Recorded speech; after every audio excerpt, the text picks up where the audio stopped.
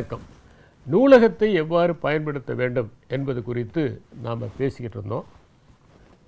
நூலகத்தை சிறந்த முறையில் பயன்படுத்தி அறிஞர்களாக ஆகி அவர்களுடைய அனுபவங்களையும் அவர்களுடைய வாழ்க்கை தரிசனங்களையும் அடுத்தவர்களுக்கு சொல்லி புதிய கோட்பாடுகளை புதிய கருத்தாக்கங்களை உருவாக்கியவர்கள் நிறைய பேர் இருக்கிறார்கள்.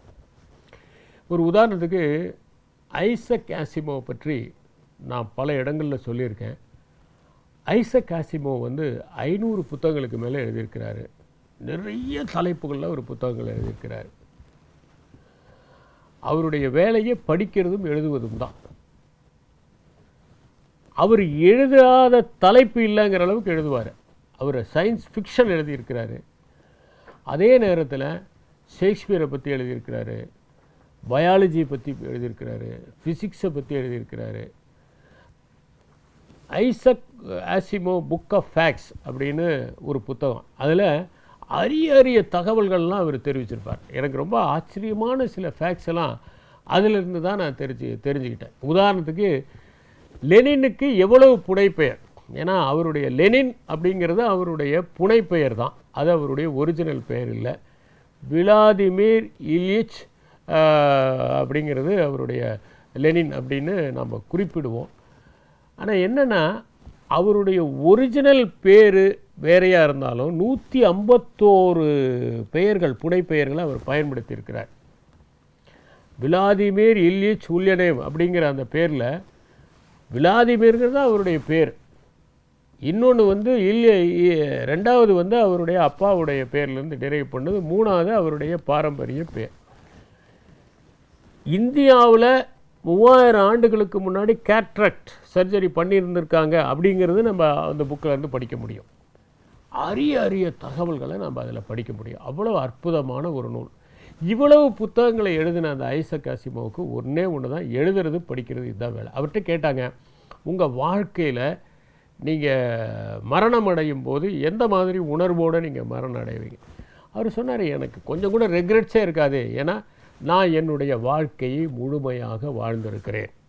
அதனால் எனக்கு எந்த விதமான வருத்தமும் இல்லை. மகிழ்ச்சியாக நான் என்னுடைய மரணத்தை எதிர்கொள்வேன். ரேரஸ்ட் ஆஃப் த ரேர் இன்டர்வியூவில் அவர் பேசினது. இப்போ நாம் நம்முடைய வாழ்க்கையை முழுமையாக பயன்படுத்தியிருக்கிறோம் அப்படிங்கிற ஒரு உணர்வு தான் ஒரு மனிதனுடைய வெற்றின்னு நான் நினைக்கிறேன். இன்னும் கொஞ்சம் நல்லா பயன்படுத்தியிருக்கலாமோ, இப்போ ஹாஸ்டல் லைஃப்பில் இன்னும் கொஞ்சம் நல்லா பயன்படுத்தியிருக்கலாமோ, இன்னும் கொஞ்சம் காலேஜ் லைஃப்பை நல்லா பயன்படுத்தியிருக்கோமா அப்படிங்கிற உணர்வு இல்லாமல் நான் முழுமையாக பயன்படுத்தி இருக்கிறேன் அப்படிங்கிற ஒரு உணர்வோடு அந்த கல்லூரி வாழ்க்கையை முடித்து கொண்டு வெளியே வந்தால் அதுதான் வெற்றிகரமான கல்லூரி வாழ்க்கை. சரி, இந்த 500 புத்தகங்கள் வெவ்வேறு தலைப்புகள் அவர் எப்படி எழுத முடிஞ்சது? அவர் வாசித்து கொண்டே இருந்தார். நாம் இன்றைக்கி அம்பேத்கரை பற்றி படிக்கிறோம். அவர் கிட்டத்தட்ட 36 டிகிரி டிப்ளமோஸ் வாங்கினார் அப்படின்னு நம்ம படிக்கிறோம். அவருடைய புத்தகங்கள் இன்றைக்கும் வாசிக்கப்படுகின்றன, தலை சிறந்த புத்தகங்களாக கருதப்படுகின்றன. அவருடைய பிஹெச்டி தீசிஸ் இன்றைக்கும் ரெஃபர் பண்ணப்படுகிறது. அவர் லைப்ரரி தான், லண்டன் மியூசியம் லைப்ரரியில் அவ்வளோ நேரம் உட்காந்து படிச்சுட்டே இருப்பார். வெறும் தண்ணியை குடிச்சிட்டு படிப்பார். அப்படி கால் மார்க்ஸ் அதே மாதிரி படிச்சுக்கிட்டே இருப்பாராம். லெனின் நேரம் கிடைக்கும் போதெல்லாம் படிப்பாராம். இரவு பகல் பாராமல் படித்ததில் தான் அவருடைய உடல் நலமே பாதிப்படைஞ்சது அப்படின்னு சொல்லுவாங்க. இது மாதிரி எண்ணற்ற மனிதர்கள், உயர்ந்த மனிதர்கள் தங்களுடைய வாழ்க்கையில் லைப்ரரியை முழுமையாக பயன்படுத்தி கொண்டிருக்கிறார்கள். எங்கள் காலேஜ்லேயே நான் என்ன பார்த்துருக்கேன்னா, சில ஸ்டூடெண்ட்ஸ் எப்போ பார்த்தாலும் லைப்ரரியில் இருப்பாங்க. அவங்கள நீங்கள் பார்க்கணுன்னீங்கன்னா லைப்ரரிக்கு போனீங்கன்னா அவங்க உட்காந்து ஏதோ ஒரு ஜேர்னலில் படிச்சுட்டு இருப்பாங்க, ஏதோ ஒரு புக் எடுத்து படிச்சுட்டு இருப்பாங்க, ஏதோ ஒரு நோட்ஸ் எடுத்துகிட்டு இருப்பாங்க. இப்போ ஒரு 40 வருஷத்துக்கு பிறகு அந்த அவ்வாறு படித்த மாணவர்கள் எங்கே இருக்காங்க அப்படின்னு பார்த்தா, அவங்க பெரிய சயின்டிஸ்டாக, பெரிய சாதித்தவங்களா, ஒரு மிகப்பெரிய கம்பெனியினுடைய சிஇஓவாக இருந்து ரிட்டையர் ஆனவங்களாக இருக்காங்க. எனக்கு ரொம்ப ஆச்சரியமாக இருக்கும். இவங்க இவ்வளோ உயரத்துக்கு போனதுக்கு அன்றைக்கி இவங்க படித்தது தானே காரணம். நம்ம லைப்ரரிக்கு ரேராக போனோம். ஏதோ ஒரு டேர்ம் பேப்பர், ஒரு அசைன்மெண்ட் கொடுத்தா போய் ஒரு 4-5 புக்கை பார்த்து அழகாக ஒரு 10 பக்கம் எழுதிட்டு வந்துட்டோம்னா முடிஞ்சு போச்சு. அவ்வளோதான். அதுதான் நம்ம லைப்ரரியை பயன்படுத்துறது. ஆனால் இந்த மாணவர்கள் நேரம் கிடைக்கும் போதெல்லாம் லைப்ரரிக்கு போனாங்க. லைப்ரரியில் எடுத்து படித்தாங்க. நம்ம ஊரில் என்னென்னா எதையாவது ஒன்று எடுத்து படிச்சுட்டே இருக்கோம், கொஞ்ச நாள் கழித்து ஹைலி நாலேஜபிள் ஆயிடுவான். ரேண்டமாக படிக்கிறது தான் வந்து ஸ்பெசிஃபிக்காக படிக்கிறத விட ரொம்ப முக்கியம். எது கையில் கிடைச்சாலும் ஒரு நல்ல புத்தகம்னா அதை படிக்க வேண்டியது. அது சயின்ஸாக இருக்கலாம், ஹிஸ்ட்ரியாக இருக்கலாம், லிட்ரேச்சராக இருக்கலாம், அது பொயட்ரியாக இருக்கலாம், ஃபிலாசபியாக இருக்கலாம், சைக்காலஜியாக இருக்கலாம், ஏதாவது ஒன்று எடுத்து படிக்கிறது. இது மாதிரி படிக்கிறவங்க கொஞ்ச நாள் கழித்து பார்த்திங்கன்னா, ஒரு 4-5 வருஷம் கழித்து பார்த்திங்கன்னா அவங்க எந்த சப்ஜெக்டில் வேணால் பேசுவாங்க. இன்னொன்று, அப்படி படிப்பதனால என்ன லாபம் அப்படிங்கிறத நம்ம பார்க்குறோம். இப்போ நீங்கள் ஒரு மால்கம் கிளாட்வெல் 10,000 மணி நேரம், அவர் மாஸ்ட்ரியில் வந்து ராபர்ட் கிரீன் மால்கம் கிளாட்வெல் சொன்னது தான் கோட் பண்ணுறாரு. அதில் 10,000 மணி நேரம் படிச்சிங்கன்னா நீங்கள் ஒரு நிபுணத்துவம் அடைஞ்சிருவீங்க அப்படின்னு சொல்லிட்டு மால்கம் கிளாட்வெல்லும் சொல்கிறாரு, ராபர்ட் கிரீனும் சொல்கிறாரு மாஸ்ட்ரியில். இந்த 10,000 மணி நேரங்கிறத நீங்கள் ரொம்ப எளிதாக ஒரு 5-6 வருஷத்தில் லைப்ரரியில் நீங்கள் கடந்துடலாம். உங்களுக்கு நேரம் கிடைக்கும் போதெல்லாம் இந்த லைப்ரரி போய் படிக்க ஆரம்பிச்சிங்கன்னா 10,000 மணி நேரத்தில் நீங்கள் எளிதாக நீங்கள் கடந்துட முடியும். அப்போ என்ன ஆகுனா, நீங்கள் ஒரு மாஸ்டரி அடைய முடியும். எந்த ஒரு சப்ஜெக்ட்லேயும் நீங்கள் ஒரு மாஸ்டரி அடைய முடியும். இது ஒரு பக்கம். ரெண்டாவது பக்கம், நீங்கள் ரேண்டமாக படிக்க ஆரம்பிச்சிங்கன்னா எந்த ஒரு டாப்பிக்லேயும் ஓரளவுக்கு தெரிஞ்சு வச்சுருப்பீங்க, உங்களால் பேச முடியும். ஹிஸ்ட்ரியில் ஒரு டிஸ்கஷன் வந்ததுனாலும் யூ கேன் கான்ட்ரிபியூட். சைக்காலஜியில் வந்து ஒரு டிஸ்கஷன் வந்தால் கூட அதில் நீங்கள் கான்ட்ரிபியூட் பண்ண முடியும். திடீர்னு ஃபிலாசபியை பற்றி ஒருத்தர் பேசுகிறாருன்னா அந்த ஃபிலாசபிலையும் நீங்கள் கான்ட்ரிபியூட் பண்ண முடியும். வேர்ல்டு வார் செகண்டை பற்றி பேசுகிறாங்க அப்படின்னா செகண்ட் வேர்ல்டு வாரில் என்னென்ன நடந்தது, முக்கியமான நிகழ்வுகள் அப்படிங்கிறத நீங்கள் பேச முடியும். இந்த மாதிரி உங்களை வளர்த்து கொள்வதற்கும் இதில் என்ன ஆகுதுனாக்க, இந்த மாதிரி நீங்கள் வளர்த்து கொண்டீங்கன்னா உங்களை அறியாமலேயே யூ வில் பிகம் கான்ஃபிடென்ட். ஒரு கான்ஃபிடென்ட்டான மனுஷன் ஒரு அவையில் நடந்து போகும்போது அதில் ஒரு கம்பீரம் இருக்கும். ஒரு மேடையில் போய் நின்னால் அவர்கள் பேச ஆரம்பிப்பதற்கு முன்னால் அவர்களுடைய நம்பிக்கை அதில் அப்படியே தெரித்து விடும். அந்த தன்னம்பிக்கையை நீங்கள் பார்க்க முடியும். அவங்க நிற்கிற விதத்திலேயே அது தெரியும். அவங்க பேச ஆரம்பிக்கும் போது அந்த கான்ஃபிடென்ஸ் எக்ஸூட் ஆகும். அதுதான் அழகு. அதனால் இந்த மாதிரி லைப்ரரிக்கு போய் படித்து பலவற்றை கிரகித்து கொண்டவர்கள் புதிய புதிய கான்செப்ட்ஸை உருவாக்குனாங்க, புதிய புதிய கருத்தாக்கங்களை உருவாக்கிறார்கள்.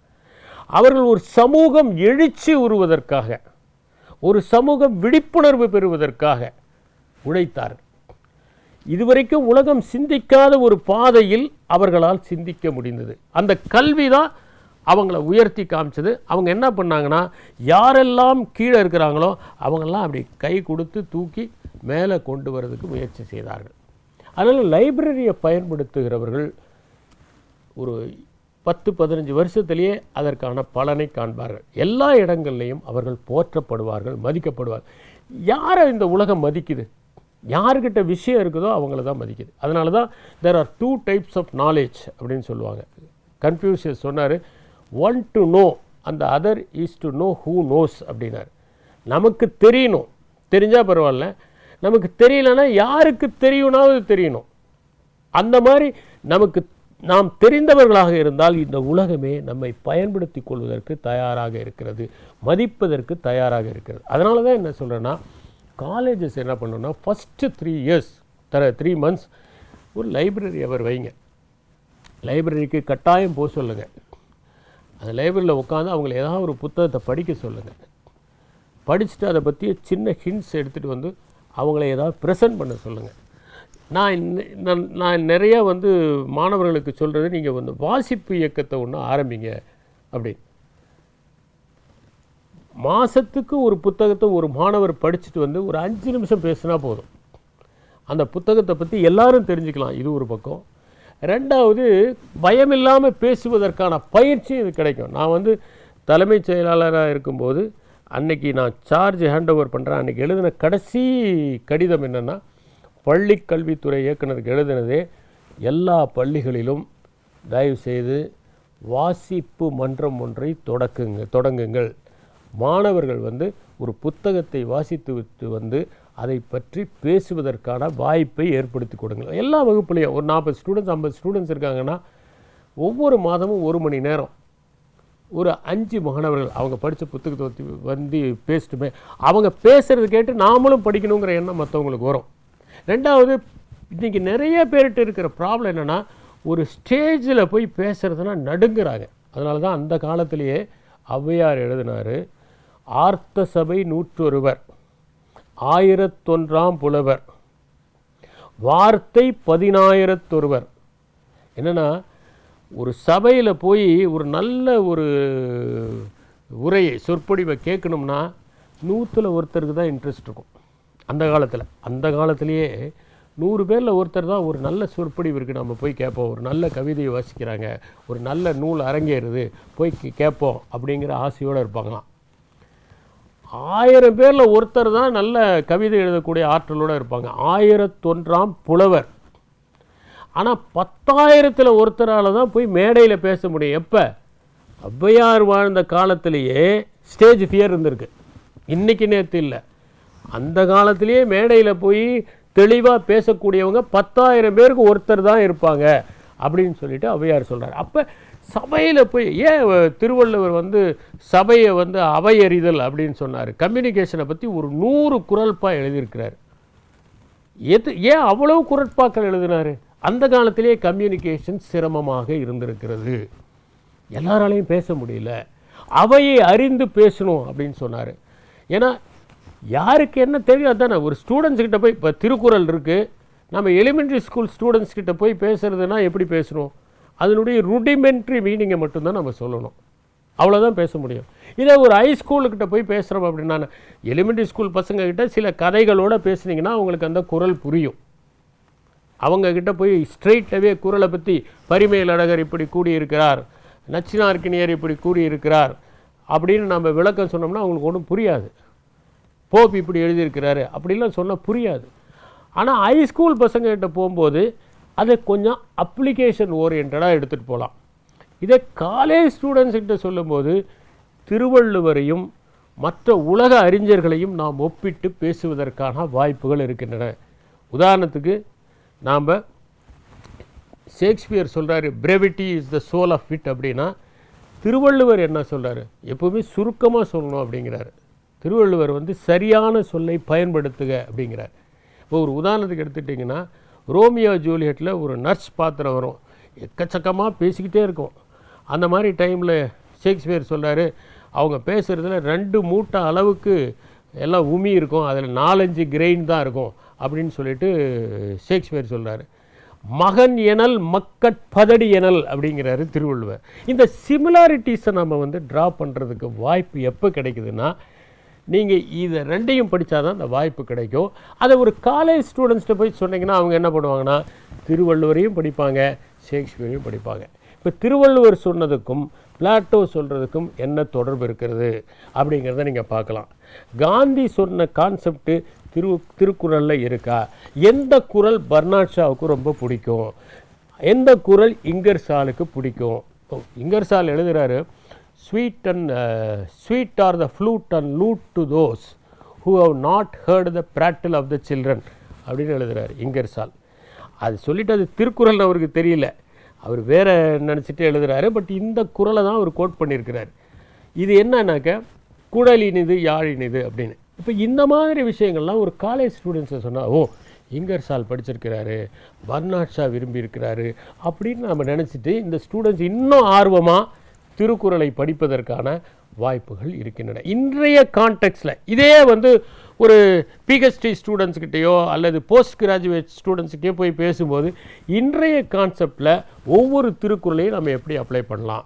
இப்போ ஒரு உதாரணத்துக்கு நான் ஒன்று சொல்ல பாருங்களேன். மேனேஜ்மெண்ட் ஸ்டூடெண்ட்ஸ்கிட்ட போய் பேசுகிறோம்.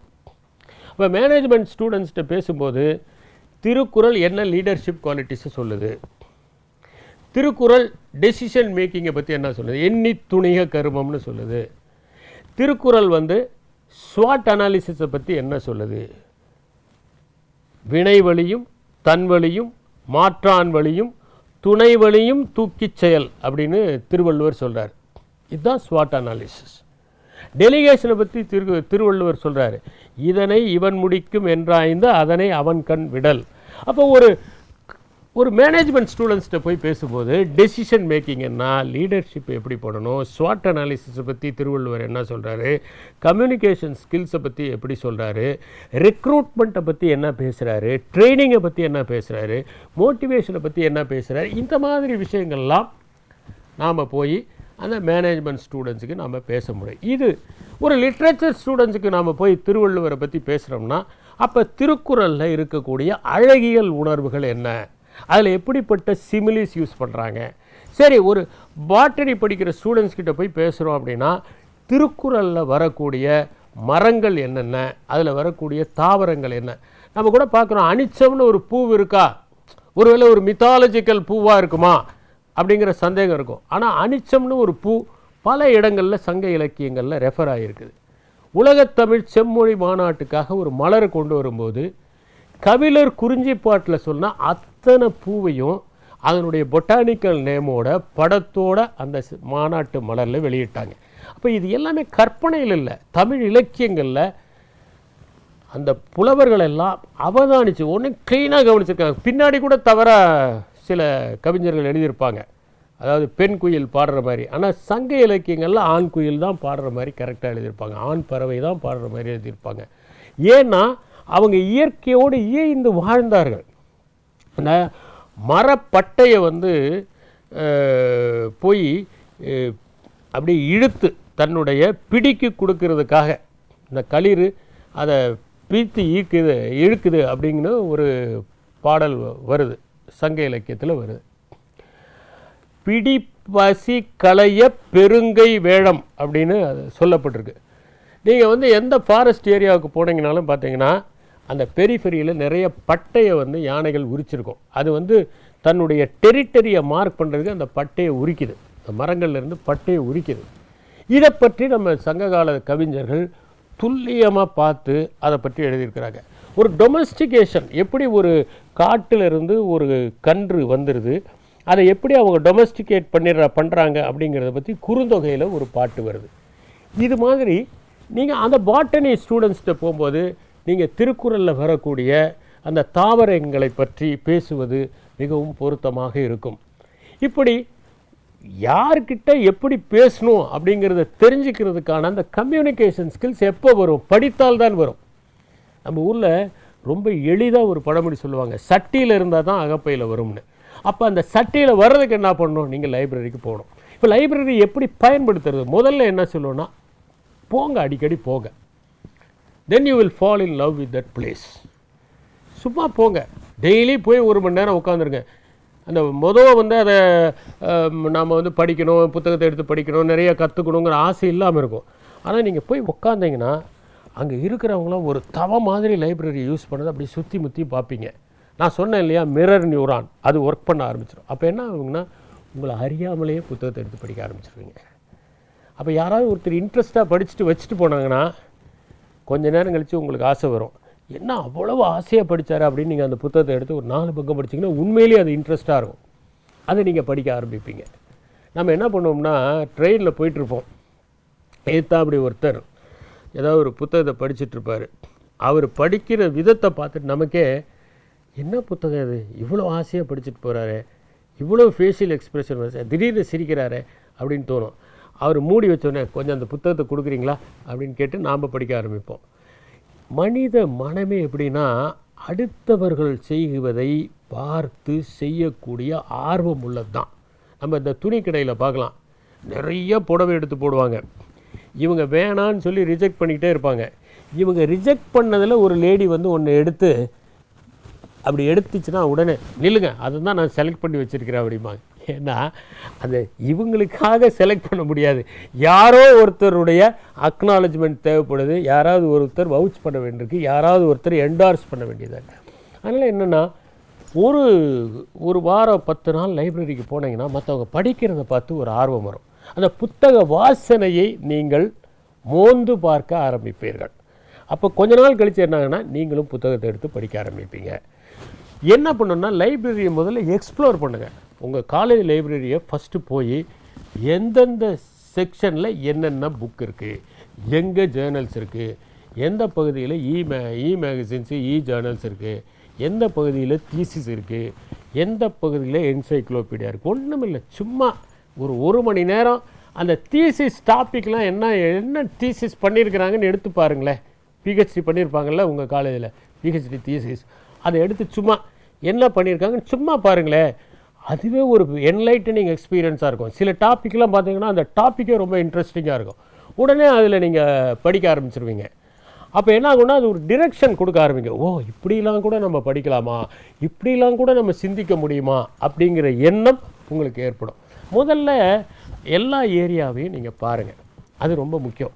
நான் என்ன ரிக்வெஸ்ட் பண்ணுவேன்னா, இந்த காலேஜஸில் அந்த அத்தாரிட்டிஸ்கிட்ட ஒன்று சொல்லுவேன், என்னென்னா ஒரு 2 hours லைப்ரரி எப்படி பயன்படுத்துறதுன்ட்டு ஒரு செஷன் நடங்க. என்ன கேட்டால் நான் என்ன சொல்லுவேன், ஒரு நாளே எடுக்கலாம், ஒரு ஒர்க் ஷாப்பே நடத்தலாம், தப்பே கிடையாது. நல்ல லைப்ரரியன்ஸ் இருக்காங்க தமிழ்நாட்டில், சீசன்டு லைப்ரரியன்ஸ். இப்போ சிவகுமார் இருக்கார், முருகேச பாண்டியன் இருக்கார். இந்த மாதிரிலாம் நல்லா பயன்படுத்தக்கூடியவங்களை கூட்டிகிட்டு வாங்க. நிறைய படித்தவங்க இருக்காங்க லைப்ரரியில், படித்து லைப்ரரினா உயிராக காலையிலேருந்து சாயந்தரம் வரைக்கும் லைப்ரரியில் போய் உட்காந்துட்டு அதுக்கப்புறம் தூங்குறதுக்காக வீட்டுக்கு வரவங்கலாம் தமிழ்நாட்டில் இருக்காங்க. அவங்கெல்லாம் கூப்பிட்டு ஒரு நாள் ஒரு எப்படி லைப்ரரியை பயன்படுத்துறதுன்னு ஒரு ஒர்க் ஷாப் ஸ்டூடெண்ட்ஸுக்கு நடத்துங்க. அது ஃபஸ்ட் இயர் ஸ்டூடெண்ட்ஸுக்கு ஓரியன்டேஷன் ஒன்று வைக்கிறீங்க. இந்த ஓரியன்டேஷனோடு நிறுத்தாதீங்க. ஒரு நாள் எப்படி பயன்படுத்துறது, லைப்ரரியுடைய முக்கியத்துவம் என்னன்னு வந்து பேச சொல்லுங்கள். இன்ட்ரெஸ்டிங்காக அவங்க படித்த புத்தகம், அதுலேருந்து கற்றுக்கிட்டதை இதெல்லாம் பற்றி அவங்கள பேச சொல்லுங்கள். அப்போ லைப்ரரியினுடைய மகத்துவத்தை இந்த ஸ்டூடெண்ட்ஸ் உணர்வாங்க. அப்போ லைப்ரரிக்கு போக ஆரம்பித்தோடனே ஃபஸ்ட்டு எக்ஸ்ப்ளோர் பண்ண சொல்லுங்கள், லைப்ரரியன்கிட்ட பேச சொல்லுங்கள், எந்த புக்கு எங்கே இருக்குதுன்னு தெரிஞ்சுக்க சொல்லுங்கள், லைப்ரரியில் இருக்க கேட்டலாகை பார்க்க சொல்லுங்கள். இது ஒரு முக்கியம். அடுத்தது என்னென்னா, சீனியர்ஸ்கிட்ட போய் ஸ்டூடெண்ட்ஸ் ஆகிய நீங்கள் கொஞ்சம் எந்த சப்ஜெக்டில் என்னென்ன புக்ஸு ரொம்ப இன்ட்ரெஸ்டிங்கான புக்கு அப்படிங்கிறத கேட்டு தெரிஞ்சுங்க. அந்த பிஜி படிக்கிறவங்க இருப்பாங்க. ஒரு உதாரணத்துக்கு நீங்கள் பாட்டனி படித்து பிஎஸ்சி பாட்னி படிச்சுட்ருக்கிறீங்க அப்படின்னா, பாட்டனியில் டாக்ஸானமி பற்றி ஒரு படிக்கணும். நீங்கள் டாக்ஸானமியில் எதெல்லாம் சிறந்த புக்கு, டாக்ஸானமியில் எந்த மாதிரி ஜேர்னல்ஸை ரெஃபர் பண்ணலாம் அப்படின்னு அந்த சீனியர்ஸை போய் கேளுங்க. அந்த மாதிரி சீனியர்ஸை கேட்டிங்கன்னா அவங்க இந்தந்த புக்ஸை படிங்க அப்படின்னு உங்களுக்கு சொல்லுவாங்க. அது ரொம்ப யூஸ்ஃபுல்லாக இருக்கும். அப்போ அந்த புக்ஸை எடுத்து நீங்கள் படிக்கலாம். அதுக்கப்புறம் என்னென்னா ஜென்ரலான புக்ஸு. நான் என்ன சொல்லுவேன், இங்கிலீஷ் நாலேஜை வளர்த்துக்கிறது. நிறைய ஸ்டூடெண்ட்ஸ் இப்போ கேட்கக்கூடிய கேள்வியே, எங்களுக்கு இங்கிலீஷை ஃப்ளூவெண்ட்டாக பேசுகிறதுக்கு எப்படிங்கிறத கொஞ்சம் சொல்லுங்கள், ஏன்னா எங்களால் பேச முடியல. நிறைய பேர் பார்த்திங்கன்னா ஸ்டக் ஆயிடுவாங்க. அவங்களுக்கு இங்கிலீஷ் தெரியாததுனால இல்லை, இங்கிலீஷ் நல்லாவே தெரியும். ஒரு பேப்பரை கொடுத்து எழுத சொன்னிங்கன்னா ரொம்ப அழகாக எழுதுகிறாங்க, ஆனால் பேசுவதில் ஒரு தயக்கம். அந்த தயக்கம் ஏன் வருது? நிறைய வாசிக்கிற போது அந்த தயக்கம் தானாக போய்விடும். அதனால தான் நான் சொல்கிறது என்னென்னா, இந்த கம்யூனிகேஷனுங்கிறது வேறு, நாலேஜுங்கிறது வேறு. கம்யூனிகேஷன் ப்ராக்டிஸ் மூலமாக தான் வரும். நம்ம நிறைய கம்யூனிகேஷனை பற்றி பார்க்க போகிறோம், எப்படி கம்யூனிகேஷனை நம்ம இன்னும் நல்லா இம்ப்ரூவ் பண்ணுறதுன்னு. ஆனால் அதுக்கு வாசிப்பு ஒரு முக்கியமான ஒரு ஃபேக்டராக இருக்குது. அதனால் நீங்கள் என்னன்னாக்கா, இந்த சப்ஜெக்ட்ஸ் எல்லாம் எடுத்து படிக்கும்போது உங்களை அறியாமலே கான்ஃபிடன்ஸ் வரும். நீங்கள் லைப்ரரிக்கு போனீங்கன்னா தயவு செய்து வெறும் கையோடு போகாதீங்க. எப்போவுமே லைப்ரரிக்கு போகும்போது நீங்கள் ஒரு நோட் புக்கோடு தான் போகணும். இந்த லியோனார்டோ டா வின்சி தான் சொல்லுவார். அவர் என்னென்னா, எங்கே போனாலும் ஒரு சின்ன நோட்டு வச்சுருப்பாராம். ஒரு மார்க்கெட்டுக்கு போனால் கூட ஒரு நோட்டு வச்சுருப்பாராம். அதில் அவர் பார்த்ததெல்லாம் எழுதுவாராம். நான் சில பேரை பார்த்துருக்கேன், ரைட்டர்ஸ்லாம் ஒரு சின்ன ஒரு நோட் புக் வச்சுருப்பாங்க. கடைவீதிக்கு போனாங்கன்னா அங்கே யாருடைய பிஹேவியராவது பார்த்துட்டு அதை உடனே நோட் பண்ணுவாங்க. அதுக்கப்புறம் பார்த்திங்கன்னா கொஞ்ச நாள் கழித்து அது ஒரு சின்ன சிறுகதையாக வரும், அல்லது அவங்க எழுதக்கூடிய கட்டுரையில் அது வரும், ஏதாவது ஒரு இடத்துல அது ரெஃபரன்ஸ் வரும். அப்போ நீங்கள் எப்போவுமே லைப்ரரிக்கு போகும்போது ஒரு நோட்டு புத்தகத்தை எடுத்து கொண்டு போங்க. அந்த நோட்டு புத்தகத்தில் நீங்கள் படிக்கிறதெல்லாம் நோட்ஸ் எடுங்க. அப்போ அது பின்னாடி ரொம்ப யூஸ்ஃபுல்லாக இருக்கும். எந்த புத்தகத்தில் எடுத்தீங்கன்னா அது ஏதோ ஒரு செமினாரில் கோட் பண்ணுறதுக்கு, ஏதோ ஒரு ஒர்க் ஷாப்பில் கோட் பண்ணுறதுக்கு, ஒரு உங்களுடைய ஆன்சர் பேப்பரில் கோட் பண்ணுறதுக்கு, ஏதோ ஒரு அன்ரிலேட்டடான ஒரு மேட்ரை படிச்சிங்கன்னா கூட வேறு ஒன்றுக்கு அது ரொம்ப உதவியாக இருக்கிறத பார்க்கலாம். இதனால தான் நான் என்ன சொல்கிறேன்னா, லைப்ரரியை ரொம்ப நல்லா யூஸ் பண்ணுறது இந்த காலேஜ் லைஃப்பில் மஸ்ட்டு. ஏன்னா காலேஜை விட்டு வெளியே வந்துட்டால் உங்களால் உங்கள் காலேஜில் இருக்கக்கூடிய அந்த லைப்ரரியை ஆக்சஸ் பண்ணவே முடியாது.